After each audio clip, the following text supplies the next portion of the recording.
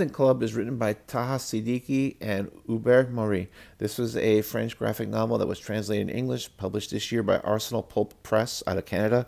I'm not familiar with them, but I'm going to start looking for more of their work. I saw this in previews. I saw the cover.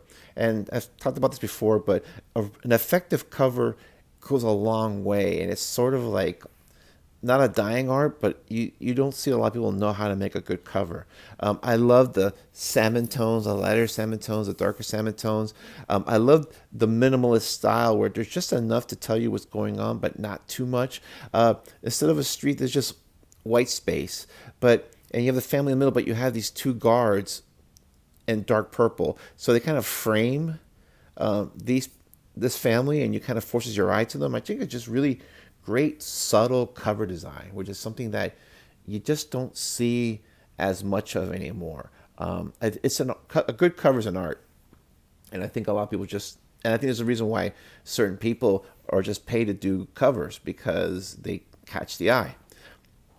And the book starts off with a real life attempted armed kidnapping of Siddiqui in 2018 in Pakistan, and he escapes. And it starts going back and talking about his life. But this book also has some really interesting color choices that kind of set the mood. Because as you see here, he's in 2018. The background is very much like this salmon color, variations of it.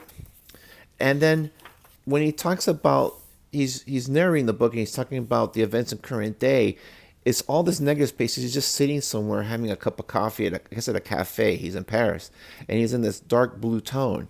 And then when he goes back to his life when he was born and raised, first years of his life in Saudi Arabia. His parents moved there from Pakistan for work, and then it's just this yellow tone.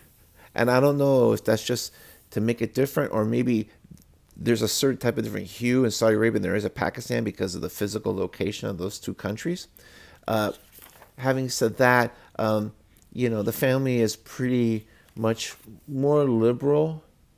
But then as time goes on, the father becomes more and more and more radicalized, where, he starts introducing new rules. There's this one sequence when he comes home and the kids are drawing superheroes. And he's like, "What's that?" And he's saying, "No, that stuff is from the West." And he also says, "From now on, you won't call me Papa. You're going to call me Baba." And you start seeing that his beard is growing.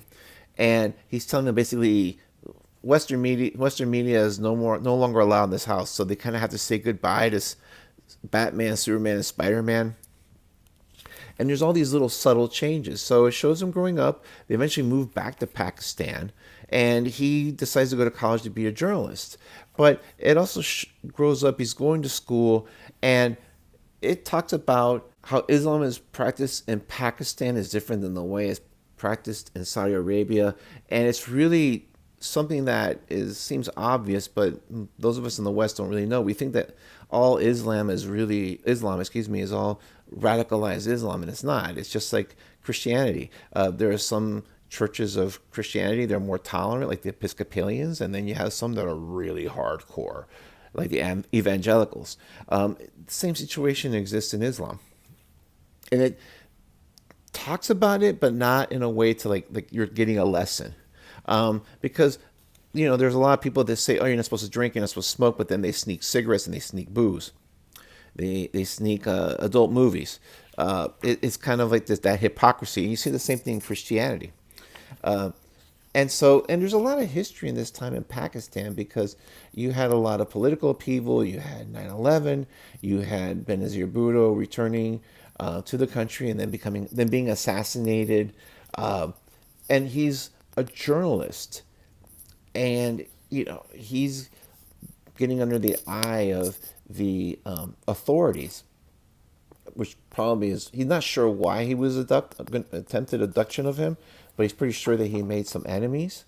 And like I said, there's a lot of that in here, and it's a really good autobio, but it's a really good insight as to how all these different items, economics, terrorism, religion, how they all kind of shape and form how you're raised and your worldview.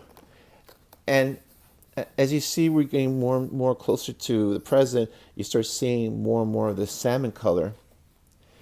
And another effective choice is at the end, and I'm not gonna really spoil this because like this is all documented fact.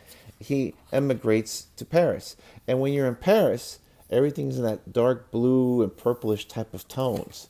So even if it's that you're in Paris, even if it's in the daytime, they're just using this as a white area. And the reason why the book is called The Dissidents Club is that he opened up a bar called the Dissidents Club where a lot of dissidents can go. They go there as like a safe space for them.